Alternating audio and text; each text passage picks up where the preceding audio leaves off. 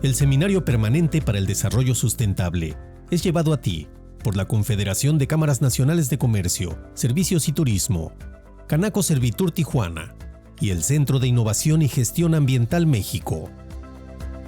Gracias. Gracias por estar con nosotros en el Seminario Permanente para el Desarrollo Sustentable. Hoy es 31 de julio del 2024. Estamos en nuestra sesión 70. 70 miércoles que hemos platicado más de un año aquí, miércoles a miércoles, de desarrollo sustentable, donde nuestros amigos, expositores de cualquier parte del país y del extranjero nos ayudan a acercarnos, a aproximarnos a la sustentabilidad desde diferentes ópticas. Gracias a la Confederación de Cámaras de Comercio del país, a la CONCANACO, que preside Octavio de la Torre, a la Canaco Tijuana, que preside Julián Torres, y desde luego al Centro de Innovación y Gestión Ambiental México, con el que se produce eso. Me da mucho gusto acompañar para moderar este seminario a la ingeniera Jessica Castañeda, y también agradecer la coordinación de Cristina Villeda y la producción de Alberto Gómez para llevar a todos ustedes, a toda la geografía del país, temas de biodiversidad, de educación ambiental, de economía circular, de desarrollo urbano, muchísimos temas a los que nos acercamos, que nos ayudan a construir ciudadanía ambiental para hacer mejor las cosas, para acercarnos a esta sustentabilidad que hemos soñado. Ingeniera, gracias, buenas tardes. Ingeniera, vamos a platicar. ¿De qué nos gustaría platicar ahora? Ya sabemos, ¿no? Buenas tardes. Sí, el día de hoy vamos a hablar sobre residuos, pero en caso de desastres, que yo creo que si no sabemos qué hacer con ellos en escenarios normales, en desastres está un poquito más. Fíjate que residuos, ingeniera, es un tema que en general evadimos en la opinión pública. Pensamos como que no somos responsables nadie, pensamos que es la industria o que son las empresas, o a veces no tenemos ciertamente conciencia de que todo metabolismo, el propio, pero escalado metabolismo industrial, metabolismo urbano, genera residuos, y en ocasiones las empresas que se dedican a estos giros, a limpiar el mundo, a limpiar lo que todos generamos, son empresas o lugares o espacios o almacenes o confinamientos que nadie quiere tener cerca. Así es, se vuelven los patitos feos, y yo creo que nuestra visión se queda hasta que lo pongo en la banqueta y que se lo lleve alguien, quién sabe a dónde, quién sabe cómo, pero que ya no lo pueda ver, ¿no? Y yo creo que en los desastres naturales, pues la naturaleza viene y nos los regresa. A veces en las lluvias, en los huracanes, pues vemos exactamente la basura a orilla de mar para hacernos presente pues que no se va tan lejos, ¿no? Que ahí está y no nos hicimos cargo, ¿no? Sabes, creo que una parte de los desastres naturales o no, bueno, para no meternos si son naturales o nosotros los provocamos, parte del impacto por a veces construir o desarrollar donde no deberíamos hacerlo, pero desastres con magnitudes o escalas diferentes, en ocasiones la relevancia, como debe ser, ¿no? Son las víctimas, los daños, etcétera, y lo que queda después pareciera no tan visible, ¿no? Después de un terremoto, de una inundación, de un tsunami, de cualquiera de estos fenómenos naturales que impactan nuestra vida diaria, lo que queda después, ¿qué hacer? Creo que es una óptica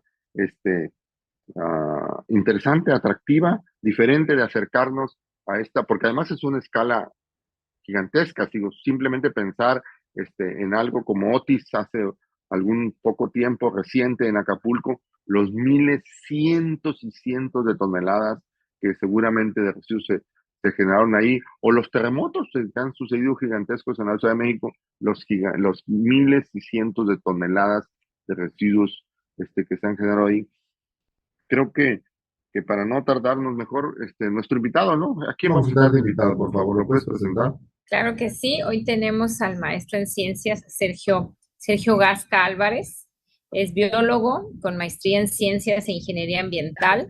Es egresado del Programa de Medio Ambiente y Desarrollo Sustentable del Colegio de México, del LID, con más de 30 años de experiencia adquirida en el diseño y elaboración de políticas públicas ambientales para el manejo integral de residuos sólidos municipales, estatales y a nivel nacional.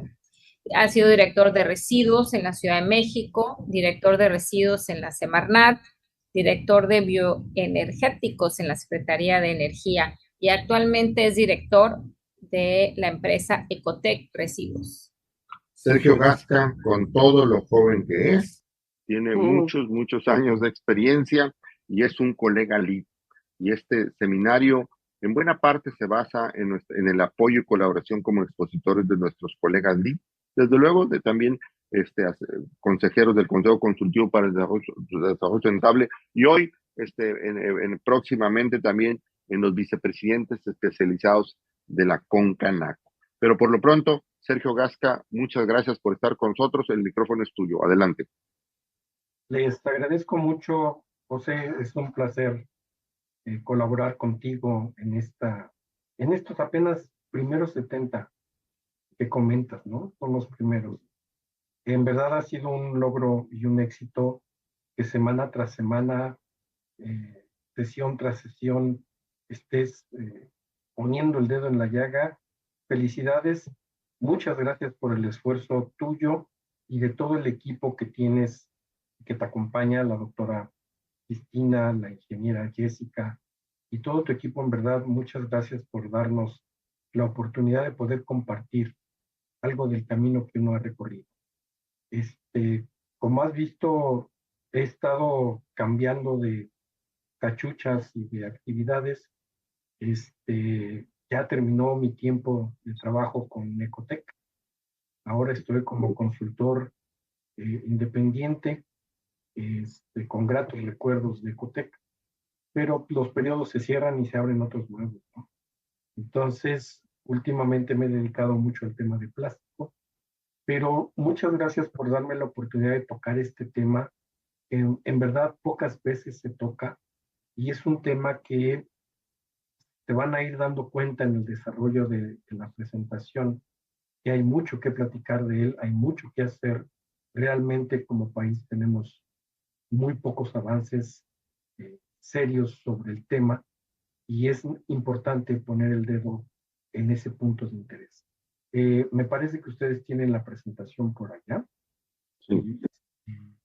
No les incomoda mucho. Empecemos. No, desde luego. Vamos y empezando. Ocupemos el tiempo y digo, cualquier interrupción que pueda darse, la vamos atendiendo y si no, lo vemos al final. Hecho. Yo me ajusto mucho a los tiempos que están. Entonces, doctora, por favor.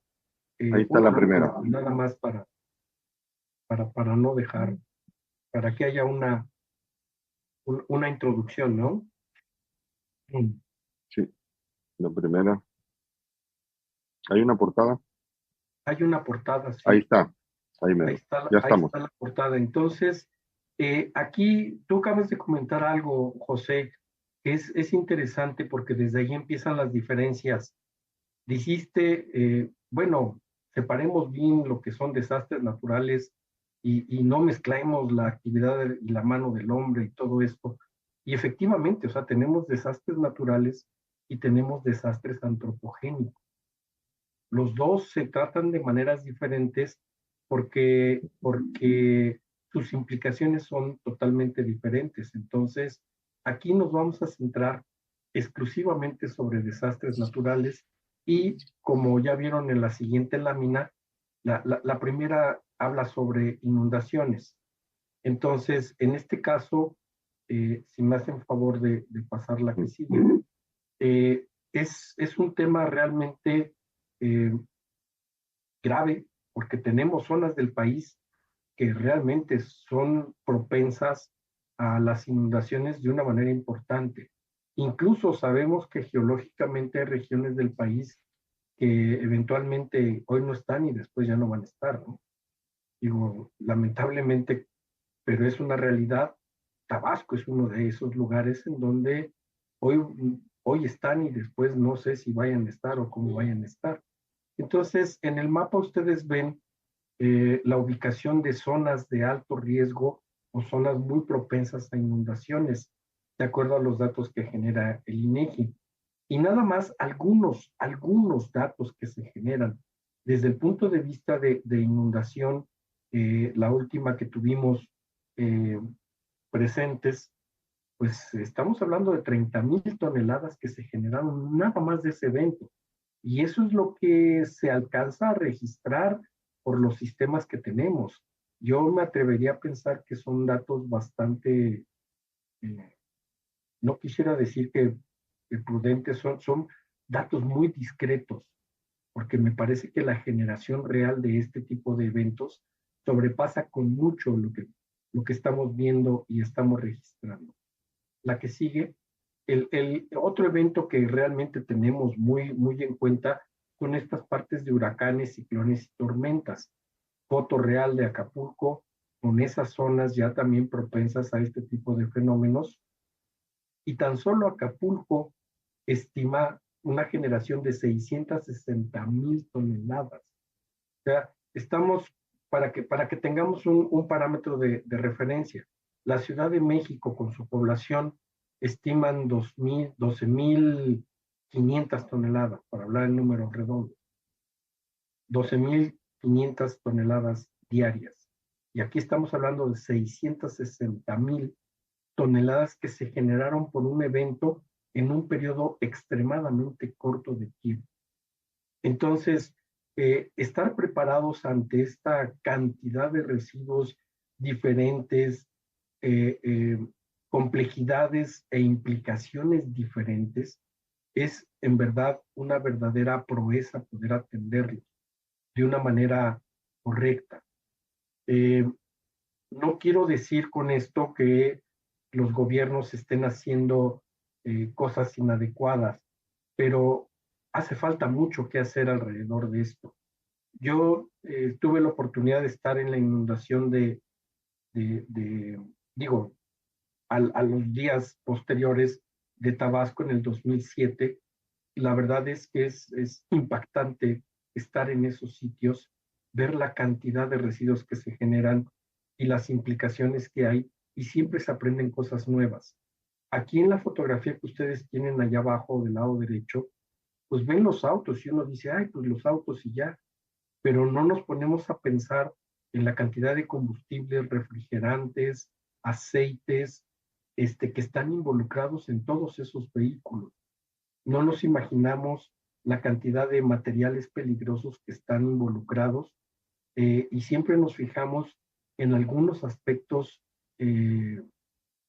tal vez muy evidentes como los árboles, los animales muertos y ese tipo de cosas, el lodo que se genera, pero entran otros residuos que a veces no te pasan por la mente.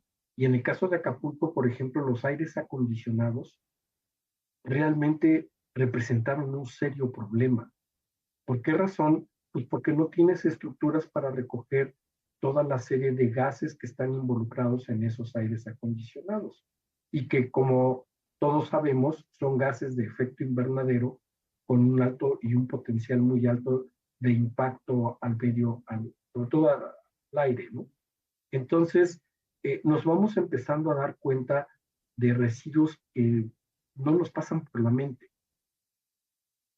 Fue el caso, por ejemplo, de todas las embarcaciones.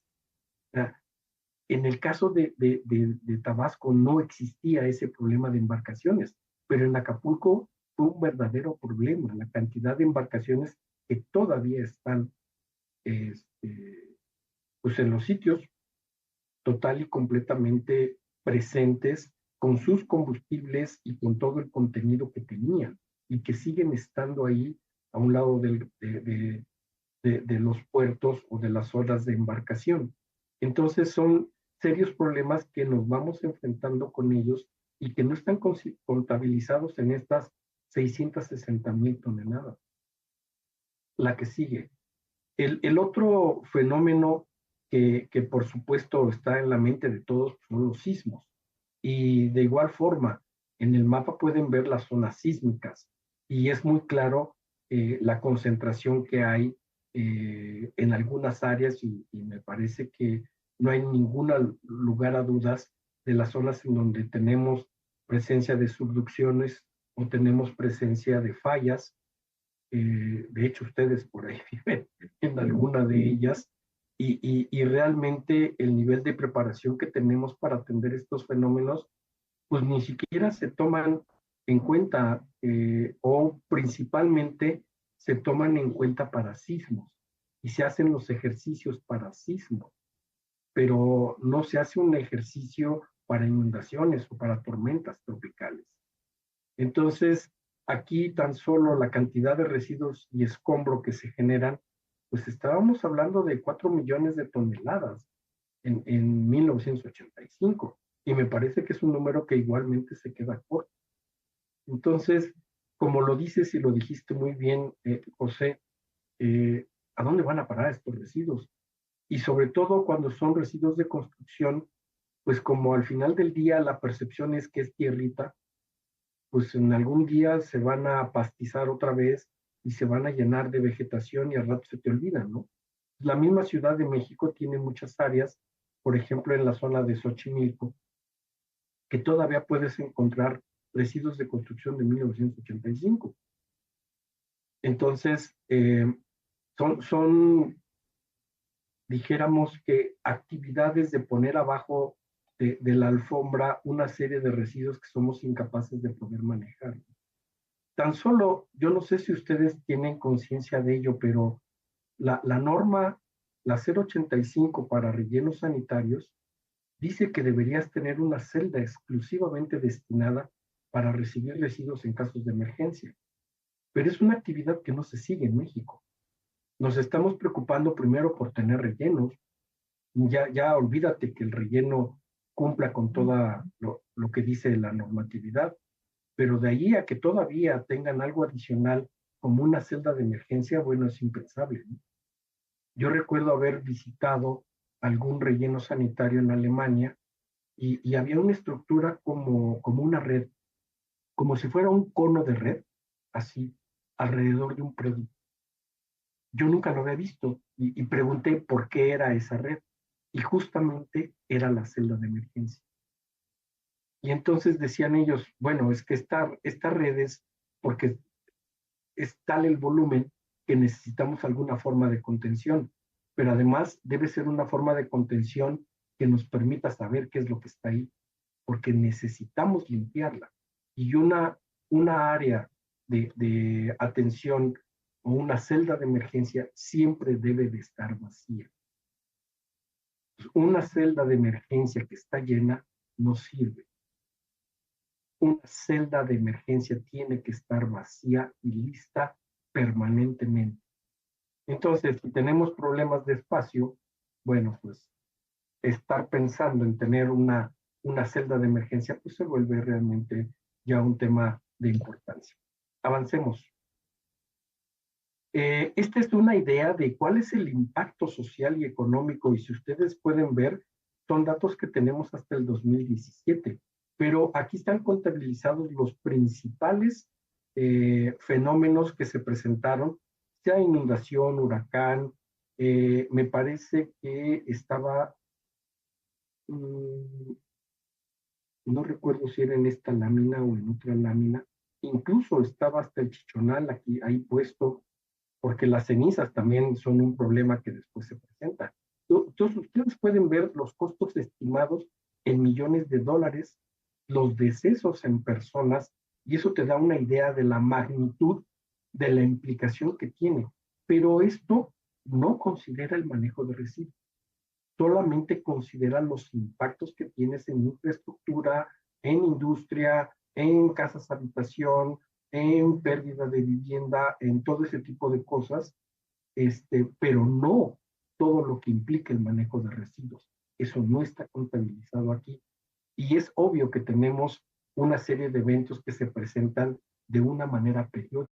Doctora, si me regresa a la lámina anterior nada más para volver a agarrar todo el hilo, estábamos comentando del impacto social y económico. Comentábamos también que esto nos debe ya empezar a lanzar, bueno, no nos debe empezar a lanzar, estamos hablando de 1990, estamos hablando de hace 30 años. Entonces, aquí hay voces de alarma ya serios que deben tomarse en cuenta para incorporar el tema de residuos. Y entonces viene la pregunta, y es la lámina que sigue, es qué tipo de residuos generamos en qué tipo de evento. Y como ustedes pueden ver en esta tabla, realmente se generan todos los residuos en todos los eventos, salvo esta parte de sedimentos de suelo, pero realmente tenemos prácticamente los más comunes, huracanes, terremotos e inundaciones, tenemos los mismos tipos de residuos que estamos generando, ¿no? Entonces, sí se logra ver ya una serie de elementos que nos deben poner ya en alerta de cómo deben estar los sistemas para responder este tipo de cosas. La foto que ustedes ven arriba es una foto de Tabasco, según me acuerdo, y así se veían las calles en donde toda la gente sacaba todo el material que queda de la inundación que tuvo, ¿no? Entonces, es cualquier cantidad de cosas, de cualquier cantidad de tipos de residuos totalmente diferentes, ¿no? Y aquí las prácticas comunes que se tienen en algunos lugares, como el quemado para extraer metales, se da muy frecuentemente asociado a este tipo de problemáticas que tenemos. Entonces yo recuerdo mucho que la quema de colchones era día a día, hora tras hora, una nube espesa y negra de todo el material para sacar simplemente el metal y poderlo vender y poder tener un ingreso y una actividad económica. Entonces, eh, siempre que hay un evento de este estilo, siempre lo primero que te preguntan es: ¿qué hago con todo lo orgánico?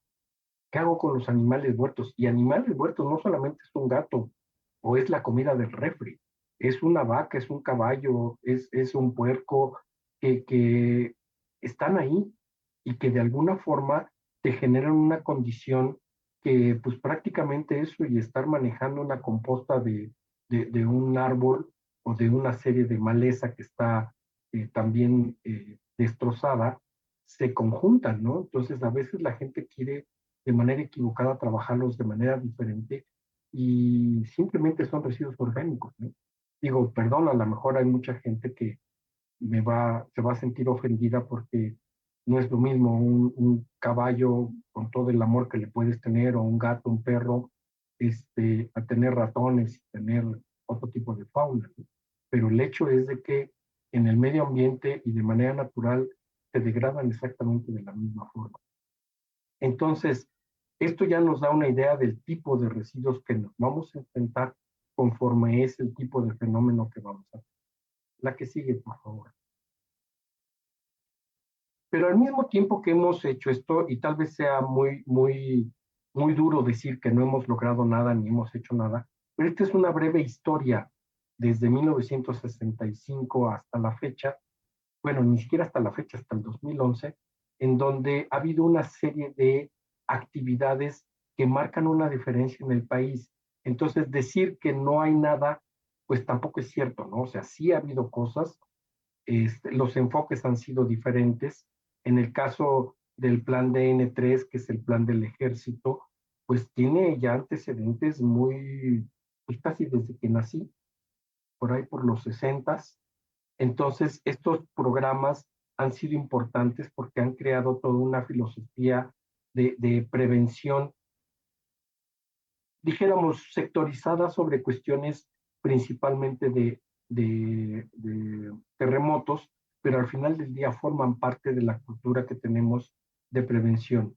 El Sistema Nacional de Protección Civil nace por ahí del 85. Todos los estados deben tener un comité de protección civil, pero de manera general no se observa que Semarnat participe en dichos comités. ¿Por qué me centro en Semarnat? Pues porque es el único organismo que tiene una representatividad nacional. No hay otra entidad que esté asociada con medio ambiente y con residuos que tenga una presencia nacional.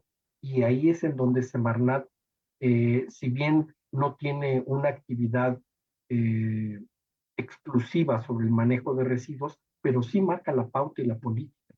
Entonces, yo considero que Semarnat debería tener una participación dentro de los sistemas nacionales de protección civil, sea que estén en el sistema nacional o que estén en cada una de las entidades federativas. El CENAPRED, el Centro Nacional de Prevención de Accidentes, igual, se centra mucho en temas de ciclones, huracanes y ese tipo de cosas. Difícilmente podrán centrarse en otro porque esta prevención de accidentes se da más en ese tipo de fenómenos naturales, ¿no? No se va a dar una actividad de prevención, sobre todo cuando no sabemos cuándo se va a presentar un terremoto, ¿no? Entonces, son impredecibles. Sin embargo, las actividades de prevención van enfocadas junto con el Sistema Nacional de Protección Civil a cuestiones de simulacros y de preparación y de sistemas que te permitan alertas tempranas, ¿no? En el caso de Tabasco, ya por ahí, por el 2007, sí se generó un manual para el manejo de residuos. Quintana Roo tiene otro, hay planes de acción de residuos, pero realmente han surgido más como una respuesta momentánea de una situación que se presentó muy grave y lo que sea, pero que se presentó, pero a la fecha las actividades que tienen para mantener estos planes vigentes o actualizados o que haya ejercicios para poder saber qué hacer en el momento que se presenta un fenómeno de este estilo, pues difícilmente cobran un significado mayor al que simplemente se hace en un simulacro de terremoto, ¿no? Entonces, en todos ellos, digo, salvo los que acabo de mencionar, y muy honrosamente hay en otros lados también sistemas que tocan algo del tema de residuos, pero no hay una entidad gubernamental que realmente marque una pauta y que puedas recurrir a ella para que te dé una guía real de qué es lo que debes hacer alrededor de eso.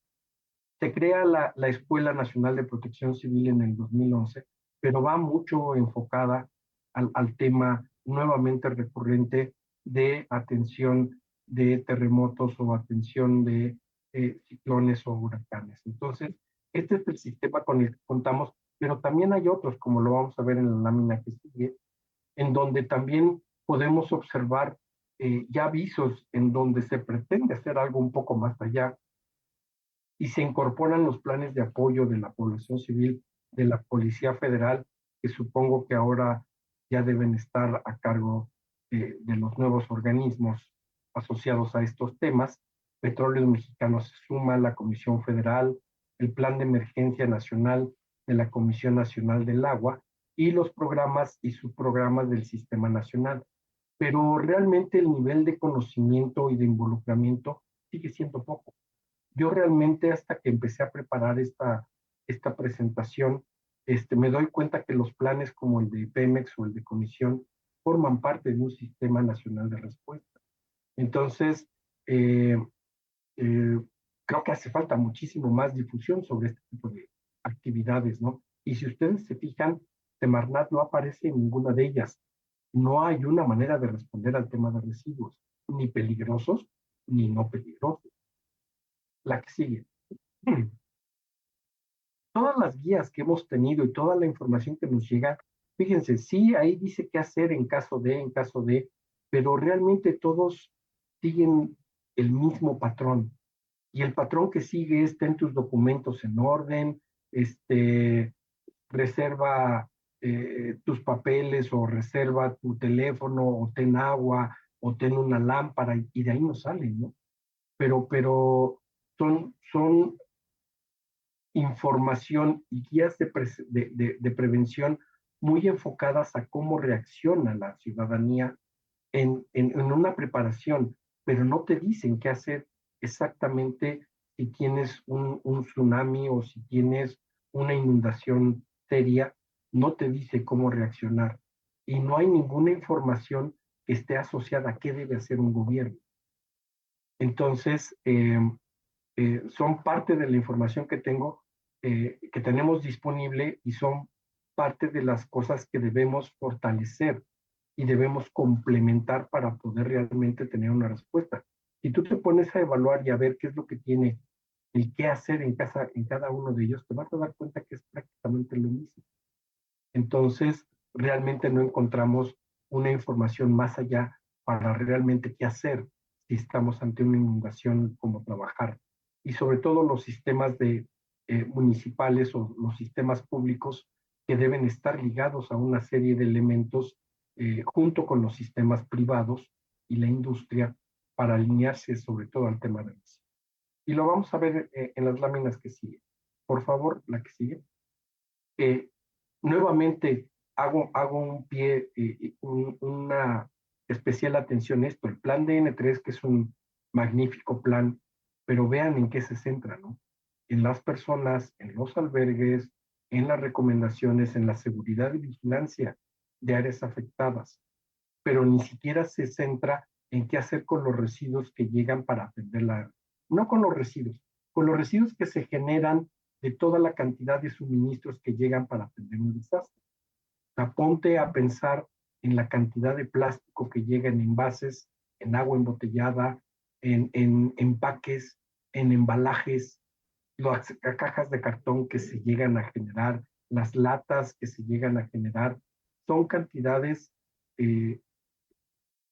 exorbitantes de materiales. Y esos materiales realmente no sabemos exactamente qué hacen con ellos. Yo al menos que he estado metido en el tema, no tengo claridad de decir hay una estrategia específica para saber qué hacer con toda la cantidad de residuos que se generan del apoyo y de las donaciones recibidas para atender estos temas. La que sigue, por favor. Y al mismo tiempo, en el país sí hay una serie de guías que han servido para generar información hacia el interior del país. O sea, está la guía de la EPA para comunidades propensas a desastres, están estos modelos de manejo de la DWR, la OPS o la Organización Mundial de la Salud. Tienen ejemplos, tienen guías que pues son una buena base para poder retomar y poder tener una idea clara de cómo atender cosas. Entonces, sí hay información que se genera, sí hay información que nos podemos basar en ellos, y muchos de estos 4 elementos fueron utilizados para formar la información que comentaba hace rato sobre Tabasco. Ellos utilizaron mucho de la información que aquí está para estructurar sus programas, y también sirvió algo de base para estructurar el de Quintana Roo, la que sigue. Entonces, sí, afortunadamente hay una serie de elementos. Pero este es de manera pragmática cómo veo las cosas, ¿no? O sea, nosotros podemos identificar riesgos, prepararnos y mitigar, sea para un terremoto, sea para una inundación o un huracán. Sí hay actividades que deben hacerse de prevención. En el momento del desastre, y eso sí quiero ser muy claro, son como 3 etapas clarísimas que se presentan alrededor de un desastre natural. Todo lo que tiene que ver con prevención son cosas que hacen para tratar de minimizar el efecto que tiene un fenómeno natural. Y ahí, desde mi perspectiva, deberíamos tener actividades de prevención en términos de residuos. Y más adelante veremos en qué consiste. Durante el desastre, la prioridad solo es una, que es la integridad de las personas. Ni siquiera de los bienes. Son las personas, la salud, el cuidado, la extracción y todo ese tipo de actividades que están asociadas a mantener la integridad de las personas es lo que se hace en el momento del desastre. Después del desastre viene una etapa de atención y de recuperación, y aquí es en donde todos los sistemas de reciclaje, todos los sistemas de recolección, todos los sistemas de coordinación que hay con la industria y con los distintos sectores es donde toman relevancia. Entonces, por un lado, debo tener actividades de prevención en el desastre. Ahí no hay manera de meter las manos. Sí hay actividades que se pueden hacer, y por ejemplo, pensemos esto. Estuvo el Otis. Si yo me dedico a ver durante el desastre qué es lo que puedo hacer, desde el punto de vista de residuos, lo que yo haría sería poner atención en dónde está, cómo está nuestro sistema de limpia, porque es el primero que tiene que estar disponible para todos. Que los vehículos estén bien, que, déjenme quitar la mano, si no, va a perder. Que los sistemas de limpia estén bien, que los rellenos sanitarios estén bien, que las plantas de selección o estaciones de transferencia estén bien y estén operativas. Después de eso, me tendría que preocupar por dónde están los materiales y residuos peligrosos. O sea, ¿qué pasa con gasolineras? ¿Qué pasa con estaciones de almacenamiento de combustibles? ¿Qué pasa con hospitales? ¿Qué pasa con zonas en donde sé que la actividad está asociada con material peligroso? ¿Y la actividad en qué consiste? Simplemente en saber y verificar que esos materiales están bien, están en buenas condiciones y que no van a representar un riesgo mayor. Entonces, con esas dos actividades que se hagan durante el desastre, me parece que tenemos un gran avance en términos de poder restablecer los sistemas en el mediano plazo, pero no puedes estar sin hacer nada y estar solamente a la expectativa de lo que manda la atención de la población, ¿no? Que, repito, y lo confirmo nuevamente, esa es la prioridad ahí, pero sí hay actividades en términos de riesgo que se pueden. Y toda la parte de recuperación y evaluación, ahí hay que ligarse con todos los sistemas que están disponibles. Todo el sistema que hay alrededor de residuos eléctricos y electrónicos deben estar manejados de una forma muy clara y muy específica, que es que estén en lugares secos, que no se vuelvan a mojar o a representar un derrame de líquidos o de óxidos o de cualquier otro tipo de materiales. Entonces, las zonas deben ser centros de almacenamiento, deben ser naves industriales en donde poder guardar estos materiales y que puedan permanecer allí un periodo largo de tiempo en lo que en los sistemas empiezan a recuperar todos esos materiales. El otro son residuos de construcción, que esos el volumen es exageradamente alto y que deben tener un sitio expreso para poderlos almacenar en tanto no se hagan las actividades de reciclaje. Y finalmente toda la parte que tiene que ver con residuos orgánicos, que también deben estar en un lugar totalmente separado para poderlos manejar posteriormente y a través de compostaje o de cualquier otro sistema que esté disponible, poderlos reingresar y retornar a la naturaleza para la recuperación de áreas verdes. Son algunas de las ideas. Entonces, sí hay niveles de inversión que se tienen que hacer para preparación y sí va a haber un gasto destinado también posterior en términos de recuperación y de atención y de restauración de los sistemas que están asociados al manejo de residuos. Aquí me parece que sí podría aceptar el término de resiliencia, ¿no? ¿Por qué razón? Porque en la medida en que los sistemas estén integrados entre prevención y los mecanismos de recuperación y reintegración de materiales, pues esto te permite volver a restablecer las condiciones antes del fenómeno. Y eso es resiliencia. Entonces, esta capacidad que tenga el sistema, pues de alguna forma aquí podría hablarse, acepto poder hablar de ese término en este tipo de actividades. La que sigue. Y como lo comentaba hace rato, ¿no? O sea, sí, la prevención y las fases que se dan, pues son muy claras, ¿no? O sea, la actividad que tiene la Marina, que tiene el Ejército, son muy claramente definidas y es el auxilio a la población. Algunas fotografías nada más para mostrar ese nivel de involucramiento en estos momentos o en ese momento. La que sigue. Y, por ejemplo, aquí se dan algunas actividades o algunas propuestas que pueden hacerse de actividades, ¿no? La integración de los comités interinstitucionales de protección civil, los inventarios de generaciones de equipo de infraestructura, y no solamente como una cuestión así retórica de decir tengo 5 tractores y 4 camiones de volteo. Realmente debemos ser un poco más serios en los inventarios que tenemos y tomarlos muchísimo más en cuenta, sobre todo las condiciones en las que se encuentran, y muchos de ellos están asociados a los vehículos. Hay a veces estaciones o hay plantas de selección que están siendo utilizadas para depositar basura y ya se ven desbordadas cuando es una instalación que debería servir para integrarse en planes de manejo o estarse integrando a la infraestructura operativa que te da la circularidad que tanto hemos comentado. Entonces, los planes de manejo, yo la verdad es que confío mucho en la estructura original, en el diseño que tienen los planes de manejo. Sin embargo, la realidad es que la aplicación de un plan de manejo lo han menospreciado, diría yo.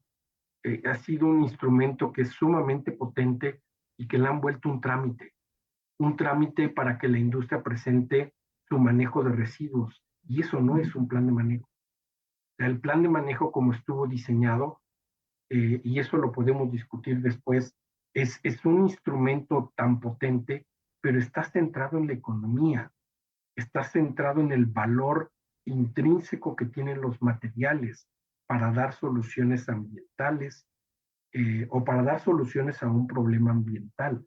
Pero un plan de manejo está diseñado para obtener y recuperar el valor económico de esos materiales.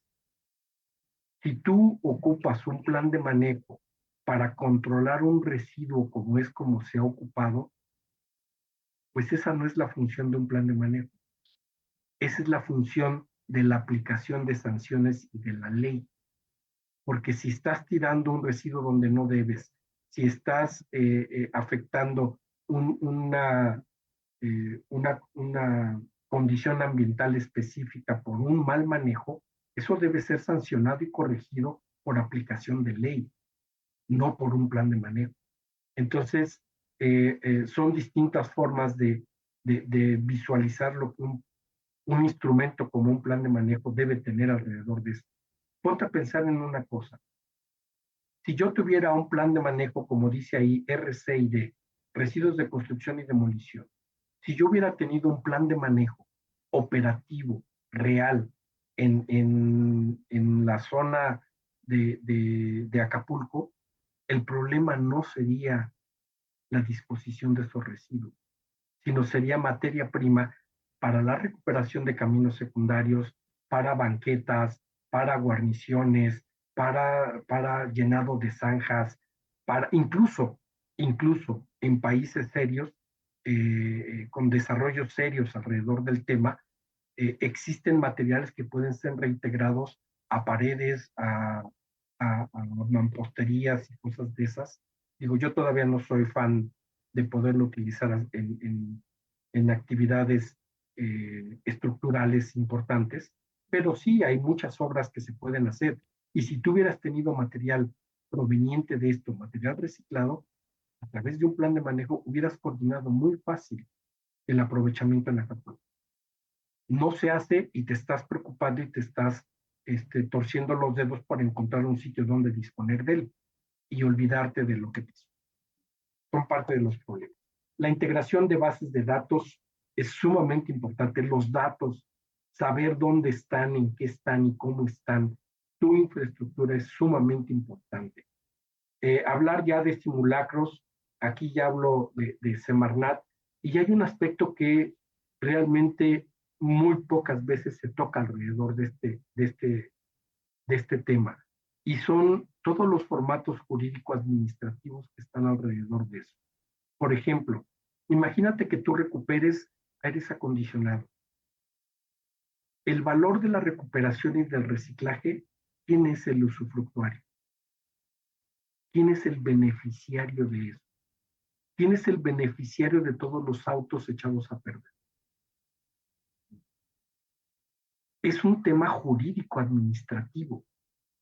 Si tú tienes evaluaciones de impacto ambiental, por ejemplo, ¿cómo instalas un centro de acopio de materiales electrónicos? ¿Quién les da la autorización? ¿Quién los regula? ¿Cómo son los permisos? Entonces, todo este tema jurídico-administrativo es todo una gama de cosas y de actividades que deben estar involucradas muy claramente en casos de desastre, porque los procedimientos que se siguen regularmente van a estar sobrepasados y necesitas fast track para solucionar ese tipo de problemas jurídico-administrativos, sobre todo cuando hay dinero y hay valor en los residuos y en el reciclaje. Nada más para tocar algunos temas, ¿eh? Y entonces, bueno, lo que comentábamos, ¿no? Verificar la integridad de las instalaciones, sobre todo cuando tienen materiales peligrosos, saber dónde tienes trituradoras, compactadoras, plantas de composta, plantas semifijas de reciclaje, a quién puedes recurrir o a quién no. En México tenemos pocas actividades y pocas empresas que son capaces de poder ofrecer una planta semifija de reciclaje de escombro. Sin embargo, no fueron ocupadas en el OTIS y no fueron ocupadas porque no lograron ponerse de acuerdo en cómo era el proceso jurídico administrativo de contratación. Entonces, todavía estamos muy, muy endebles en ese tipo de fortalezas y bueno, continuemos. Esto es lo que habíamos comentado durante la emergencia. Y entonces aquí es claro porque hay una serie de restricciones o de recomendaciones que no deben hacerse. Por ejemplo, que tú andes pidiendo contenedores que no puedes manejar, ¿no?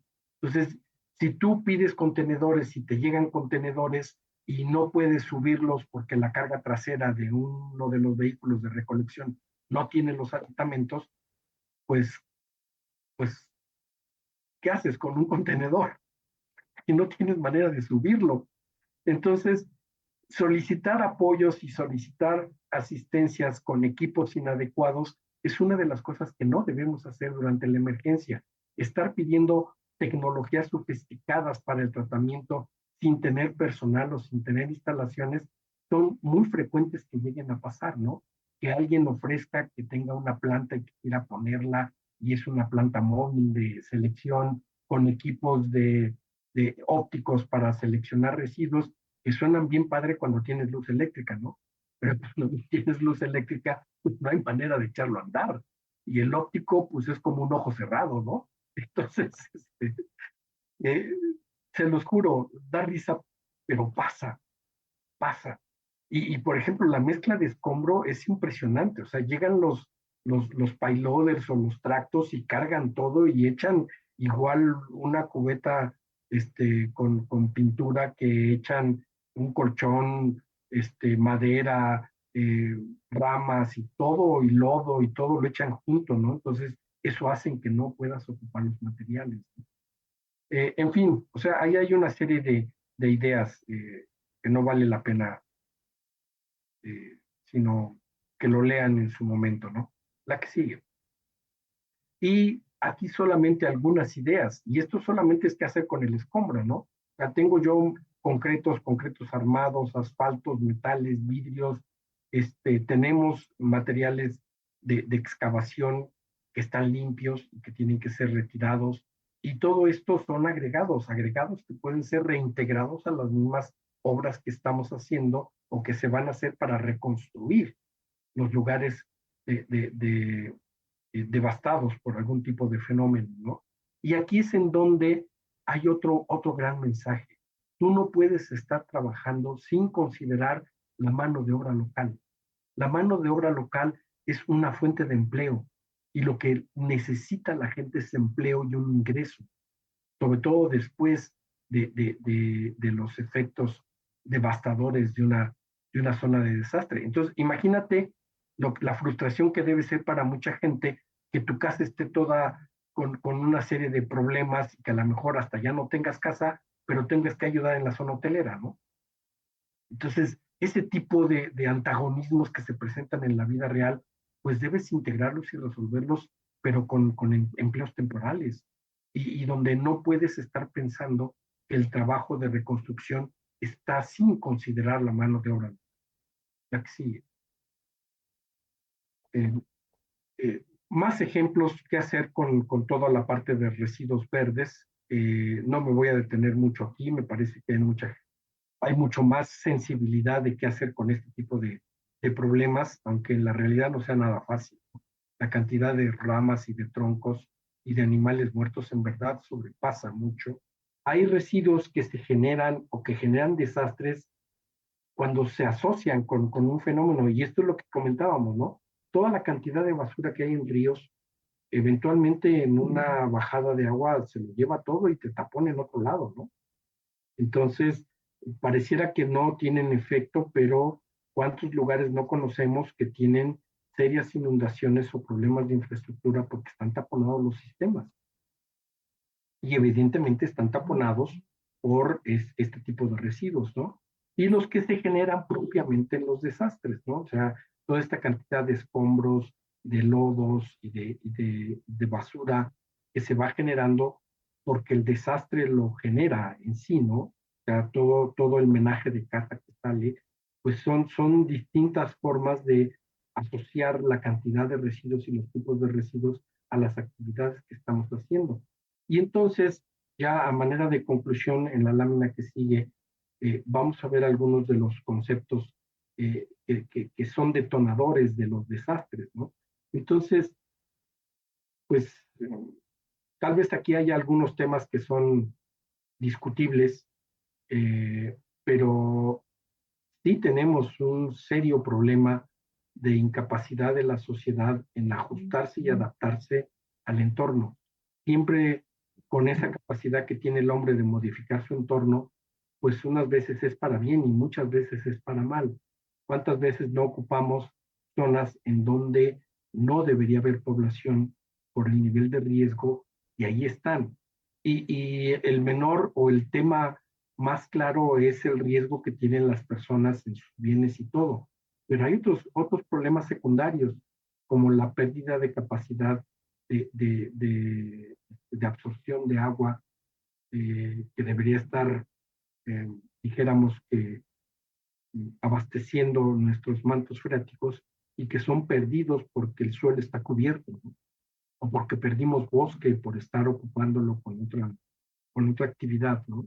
Entonces, sí la falta de preparación, sí la falta de conciencia sobre peligros y riesgos, basados en el hecho de que tengo que vivir o sobrevivir y que por eso me da el derecho de ocupar una área que no debo, aún sabiendo el peligro y el riesgo, y así lo asumes, pues eventualmente van cobrando vidas a través del tiempo, ¿no?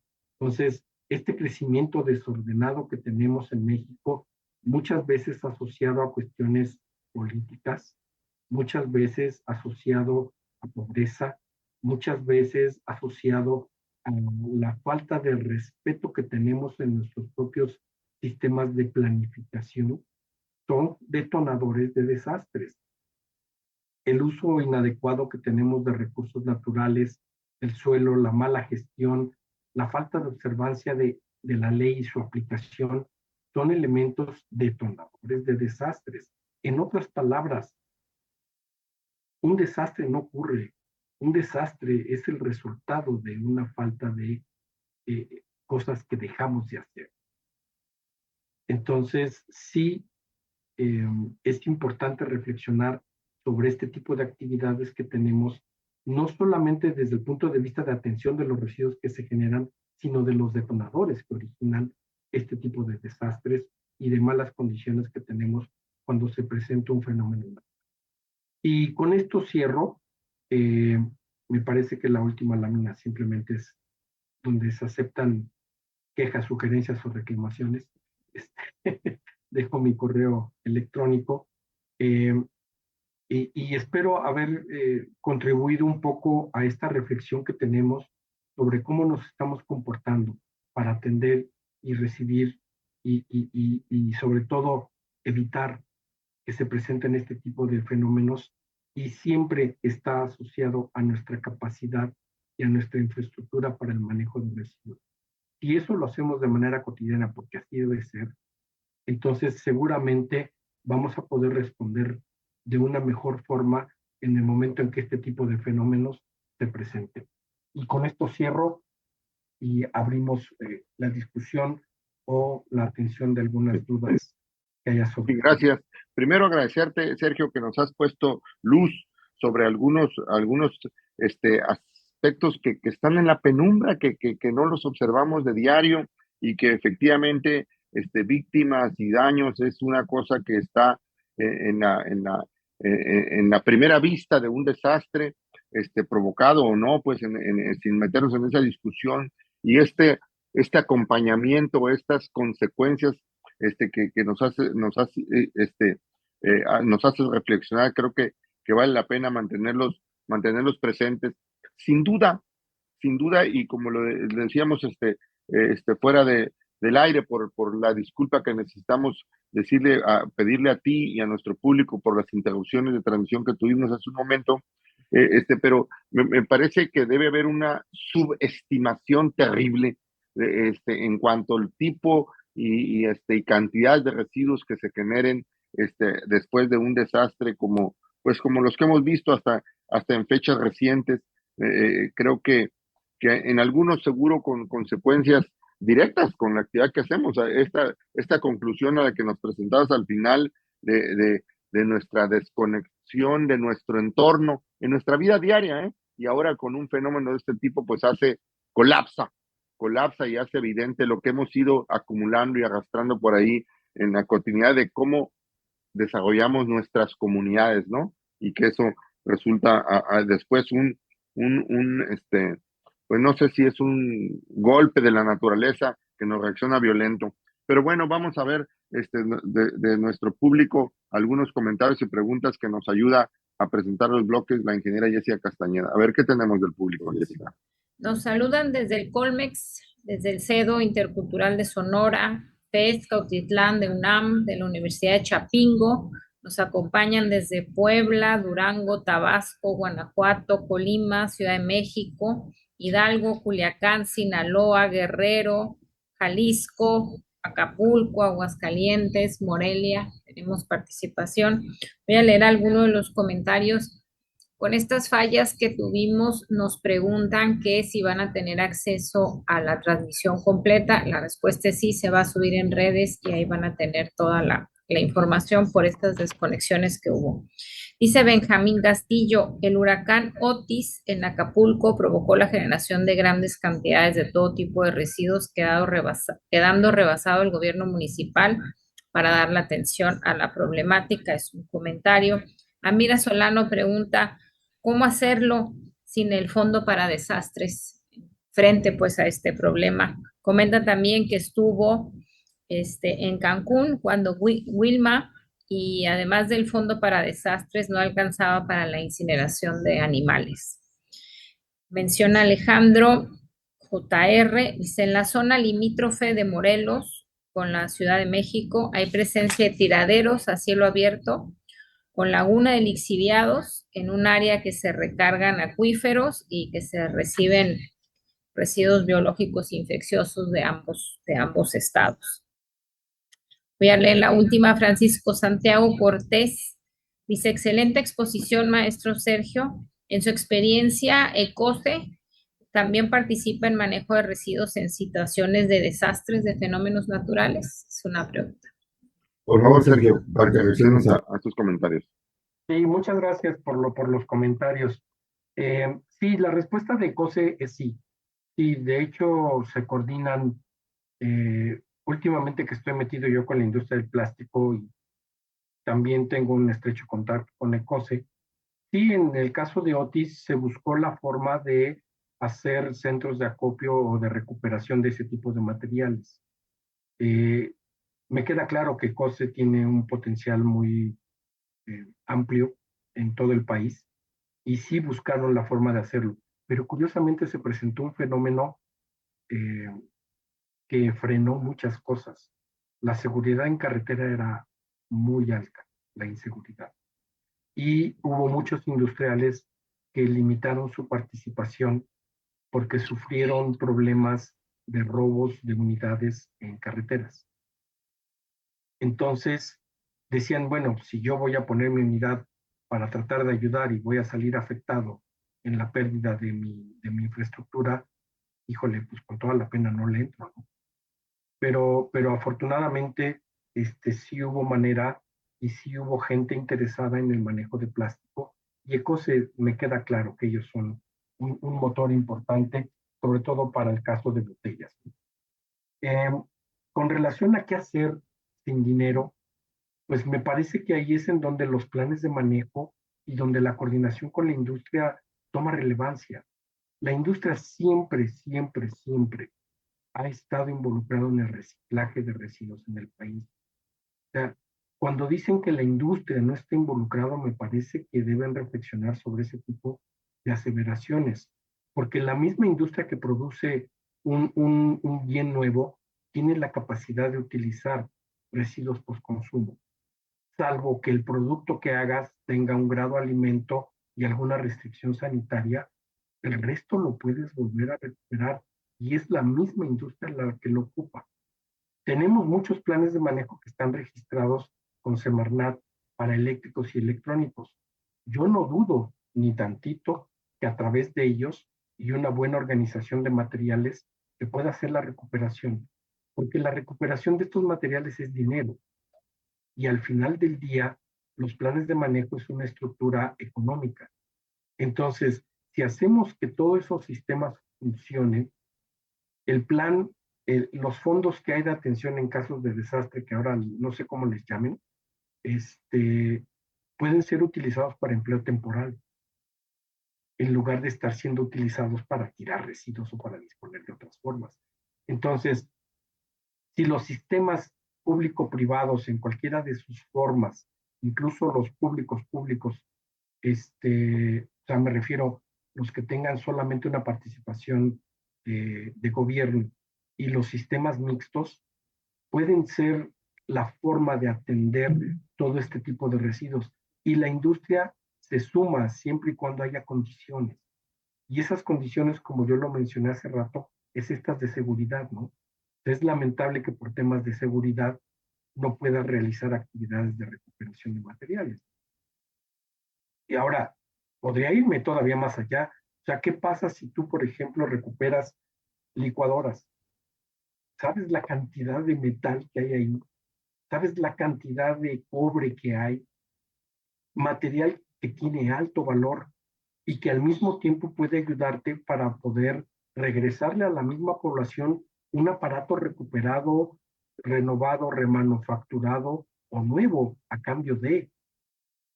Y ese tipo de ayudas, sí, los gobiernos los promueven mucho, pero hay muchos industriales que están dispuestos a participar, pero necesitan condiciones claras de participación. Lo que yo comentaba hace rato de los formatos de impacto ambiental o de los formatos de aprovechamiento de materiales deben ser expeditos y no estar supeditados a cuestiones de burocracia. Pero todo el sistema debe de estar alineado. Entonces, yo creo que si los sistemas cotidianos están bien armados y están funcionando bien, son los mismos los que funcionan en las etapas de recuperación. Y si una empresa se dedica a reciclar, pues tener muchos materiales para reciclar es el mismo beneficio para la misma industria. O sea, ¿cuántas empresas no hubo en Acapulco que salieron dañadas, que eran centros de distribución? Ponte a pensar en envases. ¿Cuántos tenían envases desechables o de plástico? Que los seguros los desecharon y tenías que destruirlo. Material nuevo, polietileno, polipropileno, PET, nuevo, que nada más estaba mojado y que puedes regresar a la industria. Todo eso tiene valor. Si los sistemas están funcionando, entonces ocupas los fondos de gobierno para empleo temporal, para recuperación de infraestructura. Así es como lo veo, ¿no? Eso tiene que ver con la segunda. Y con relación a los tiraderos, pues es una verdadera pena. O sea, tenemos una deficiencia en el manejo de rellenos. Bueno, estos no son rellenos, son sitios de disposición final, a cielo abierto, ¿no? Tenemos problemas serios. Digo, todo el mundo reconoce que Bordo Poniente es un relleno sanitario y que tiene mucha infraestructura y no sé qué, pero si tú te pones a caminar alrededor, te vas a encontrar que está repleto, sobre todo ahora en épocas de lluvia, de lixiviado por todos lados. Es lamentable que tengamos condiciones ambientales así, ¿no? Cuando tenemos una infraestructura que está destinada para hacer un beneficio ambiental, pues realmente resulta ser una afectación porque o no tienes sistemas de recuperación de lixiviados o de tratamiento de lixiviados, no de recuperación, de tratamiento de lixiviados. Y ocupamos estrategias que pomposamente le llamamos sistemas mecánico-biológicos, en donde agarramos el lixiviado y se lo volvemos a echar al relleno, ¿no? Para activar el biogás. Digo, sí tiene algo de cierto, pero debe ser una cantidad mínima. Realmente un sistema de lixiviados debe estar diseñado para tratar el lixiviado y reducir el efecto. Pero díganme cuántos sistemas conocen de tratamiento de lixiviados en el país.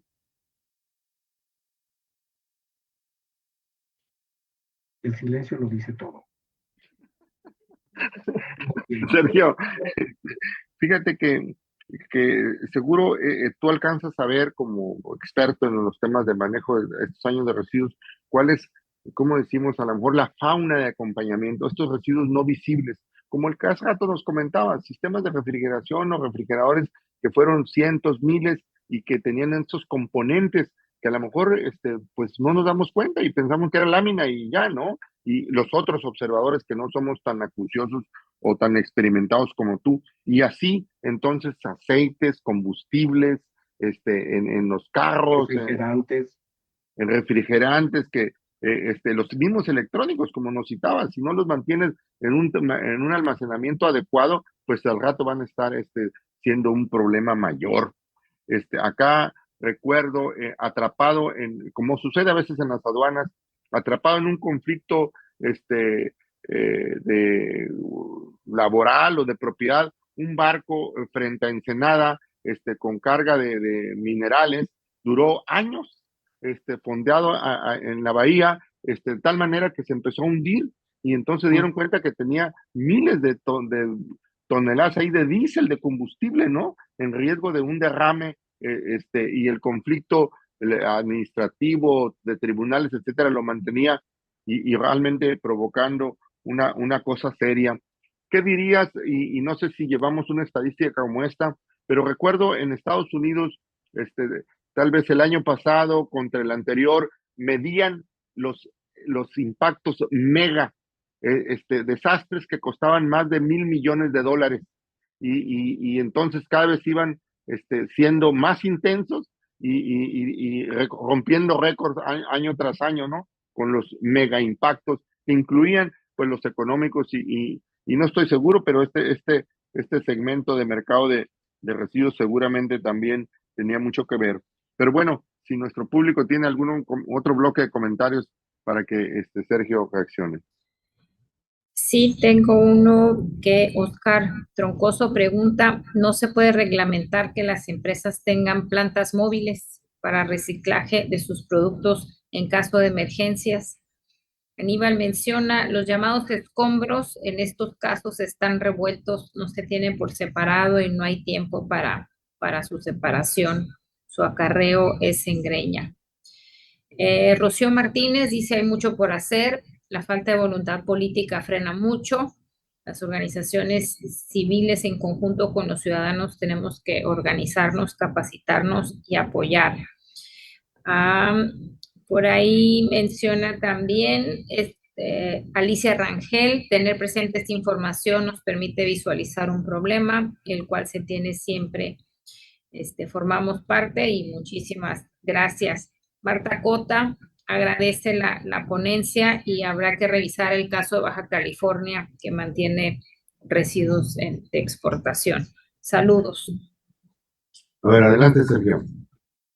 Pues realmente sí coincido mucho con los comentarios que han hecho. Efectivamente, todo el escombro va mezclado, pero hay maneras de poderlo reprocesar. El chiste es que esté en un lugar contenido y que ese lugar no te cause otro problema. Entonces, evidentemente, todo el manejo de residuos posterior a un desastre natural requiere de mucho tiempo de atención. Estás hablando de meses de trabajo, de estar aprovechando y estar desguazando todo este tipo de materiales. Pero al final del día es dinero y es beneficio económico que está asociado a estos materiales. Y así debemos aprender a verlos también. No debemos tener miedo a involucrar los aspectos económicos en esto. porque gracias a esos intereses económicos, a veces encontramos soluciones cuando no tenemos presupuestos suficientes.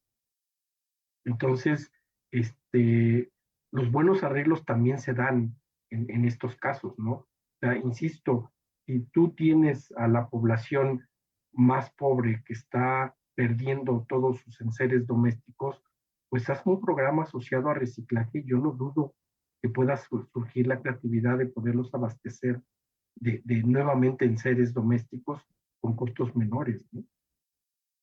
Entonces, sí nos hace falta ser un poco, perdón lo que voy a decir, pero, pero a veces hay que ser humildes en la recepción de los comentarios. Y hay mucha gente que es bien intencionada, pero que tiene poca capacidad técnica. Y entonces llegan a tener una voz importante en algún tipo de problema y se vuelven dioses al querer dar recomendaciones. Y eso tampoco ayuda, ¿no? Entonces, mientras más sistemas tengamos, mientras más procedimientos establecidos tengamos y los tengamos estandarizados, menos problemas vamos a tener en la atención de este tipo de cosas. Entonces, lo que quiero decir es que si nuestros sistemas de limpia y de reciclaje, y así como hablamos de economía circular, realmente lo hacemos de una manera seria y buscamos que esa circularidad de productos que la naturaleza no genera, porque el ala industrial de la economía circular es total y completamente humana. Nosotros creamos sustancias y materiales que no están en la naturaleza y que la naturaleza no tiene la capacidad de procesar. Entonces, siempre queremos comparar la capacidad de la naturaleza de procesar un residuo orgánico, pero a veces si yo te dijera que hay glicoles que podemos utilizar en biodigestión, pues la gente se me queda mirando como diciendo, ¿de qué me estás hablando? Y tiene miedo de mezclar un residuo orgánico químico totalmente con una composta, ¿no? O sea, estoy siendo exagerado, pero así pasa. Y a veces las voces que están medianamente informadas distorsionan mucho cosas. Entonces, la única forma de poder pasar ese tipo de problemáticas y de situaciones es teniendo procedimientos establecidos. Y aquí sí es una petición expresamente a Semarnat a que se involucre y que tenga una atención más activa en este tipo de problemáticas, en donde no hay otra entidad que no sea la federal la que debe actuar y la que debe dirigir las cosas. Si ellos no quieren asumir esos retos, pues tenemos un serio problema, capitán.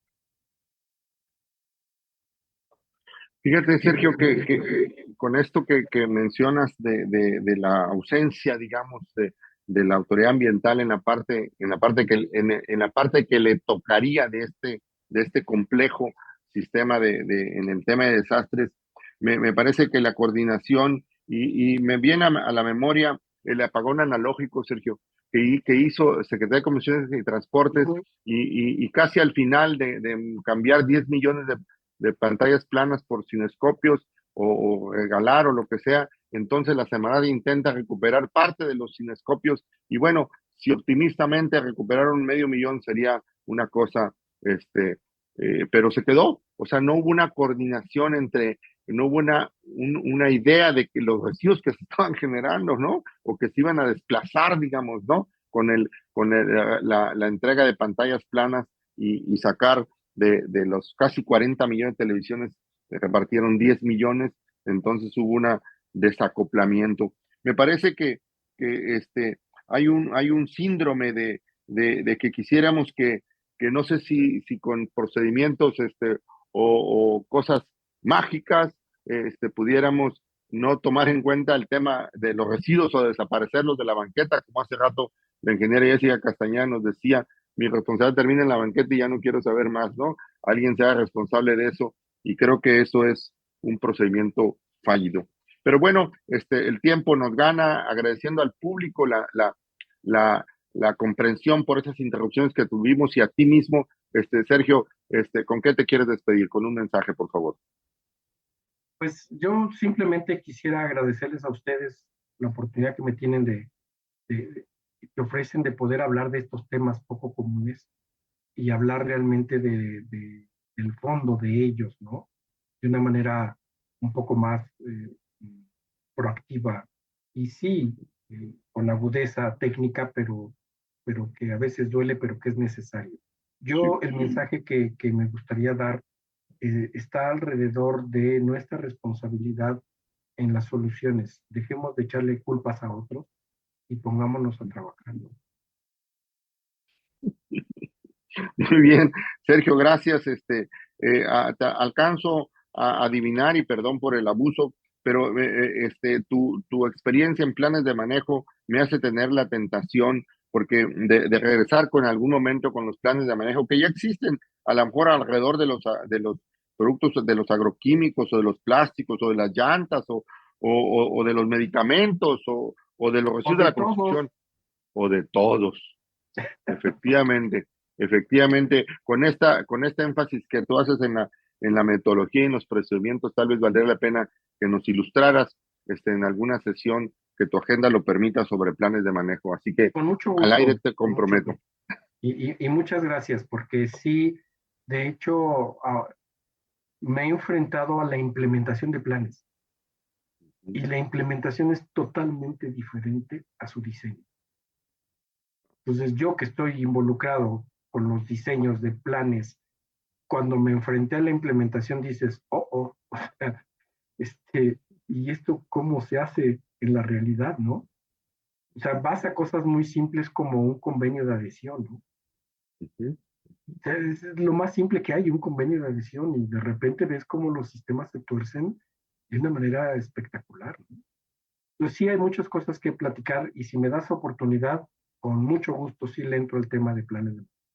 Híjole, gracias. Y Cristina Villeda, que está aquí en el equipo, se encargará de conciliar tu agenda para que disfrutemos una plática sobre el plan de manejo en el futuro cercano. Muchas gracias, Sergio. Muchas gracias. Les agradezco mucho a todos. Les agradezco en verdad, José, muy amable por esta invitación.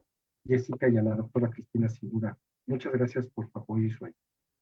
Gracias al público que nos acompañó en esta sesión y por su comprensión y una disculpa por las interrupciones técnicas que tuvimos.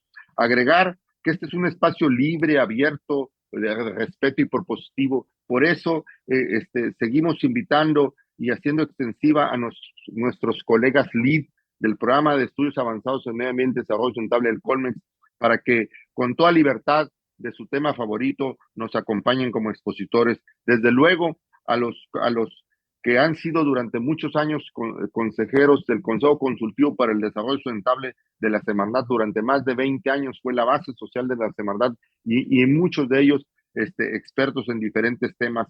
Y hoy, en la actualidad, desde luego, a mis colegas vicepresidentes de especialidades en la CONCANACO, en la Cámara de Comercio de todo el país, para que también nos ayuden aquí libremente como expositores, y al público en general, desde luego que aceptamos sugerencias de temas y de expositores, porque este es un espacio libre que la Cámara de Comercio de Tijuana y la CONCANACO, las cámaras de comercio de todo el país, ofrecemos junto con el SIGA, el Centro de Innovación y Gestión Ambiental México, para construir ciudadanía ambiental, camino en el largo camino del desarrollo sustentable. Muchas gracias a todos y nos vemos el próximo miércoles, como todos los miércoles a las 6 de la tarde en horario del Pacífico y a las 7 en horario del Centro. Un saludo para Sergio Gasca hasta la Ciudad de México. Gracias, hasta luego. Agradezco mucho, muchas gracias. Bye.